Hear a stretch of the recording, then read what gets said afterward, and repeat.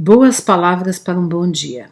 Continuando na nossa jornada da semana de poesias engajadas, eu quero ler para vocês hoje um poema desta poeta portuguesa que eu já fiz programas aqui sobre ela, que é a Sofia de Mello Breyner Andresen, né? Ela já faleceu, é uma poeta maravilhosa portuguesa, que tem poesias interessantíssimas, e queria ver aqui a data que ela faleceu, mas eu não estou enxergando aqui. E ela fez poesias muito engajadas, né? Engajadas politicamente, mas nem todas, claro. Mas eu vou ler para vocês uma poesia que ela fez para o Brasil. E vejam, ela fez essa poesia em 1977, porque chama-se Brasil 77, ou seja, estávamos no meio da ditadura militar, com tortura, com mortes, com assassinatos daqueles que se opunham ao governo, né? E ela fez uma poesia muito bonita, muito interessante, né?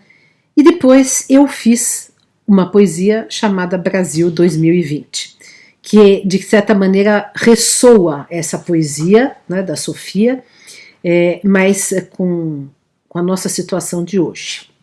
Então vejam, Brasil 77. Brasil dos bandeirantes e das gentes emigradas, em tuas terras distantes, as palavras portuguesas ficaram mais silabadas, como se nelas houvesse desejo de ser cantadas. Brasil, espaço e longura em nossa recordação, mas ao Brasil que tortura, só podemos dizer não.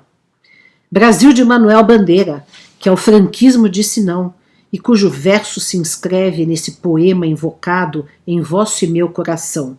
Brasil de Jorge de Lima, bruma, sonho e mutação, Brasil de Murilo Mendes, novo mundo, mais romano, e o Brasil açoriano, de Cecília tão secreta, Atlântida encoberta sob o véu dos olhos verdes, Brasil de Carlos Drummond, Brasil do pernambucano João Cabral de Melo, que deu à fala portuguesa novo corte e agudeza, Brasil da arquitetura com nitidez de coqueiro, gente que fez da ternura nova forma de cultura, país da transformação. Mas o país que tortura, mas ao Brasil que tortura, só podemos dizer não. Brasil de Dom Helder Câmara, que nos mostra e nos ensina a raiz de ser cristão. Brasil, imensa aventura em nossa imaginação, mas ao Brasil que tortura, só podemos dizer não. E agora eu vou ler para vocês a poesia que eu fiz, que, digamos assim, traduz a nossa tristeza desse momento, né?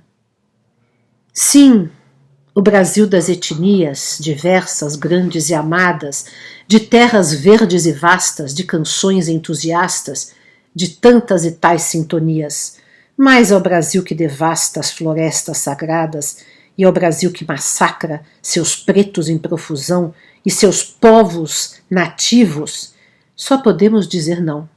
Sim, o Brasil de Caetano, caetaneando com filhos, de Gil e Milton e Chico, e todos que abriram trilhos em nosso combalido coração, mas ao Brasil que aceita filhos armados, sem brilho, desgovernando a nação, só podemos dizer não. Sim, Brasil que me acalenta com meu lar e meus afetos, minha raiz e os diletos que povoam minha vida, mas ao Brasil do sem-teto, do mato que vira deserto, das crianças sem guarida e dos que morrem sem pão, só podemos dizer não. Sim, Brasil de Betinho, porque lutou Casaldálida, sempre do povo pertinho e que agora nos olha do céu, mas ao Brasil que é réu da morte de Marielle e da morte de 100.000 e outras vergonhas da nação, só podemos dizer não.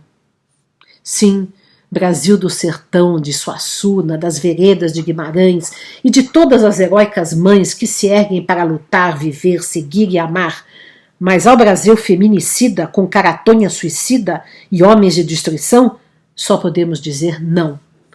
Queremos esse Brasil da vida, do sim, da vastidão, da poesia e da verdade, do abraço e da retidão, um Brasil compartilhado com a igualdade e justiça, mas ao Brasil saqueado, combalido e devastado, rebaixado ao porão da fome e da escravidão, só podemos dizer não.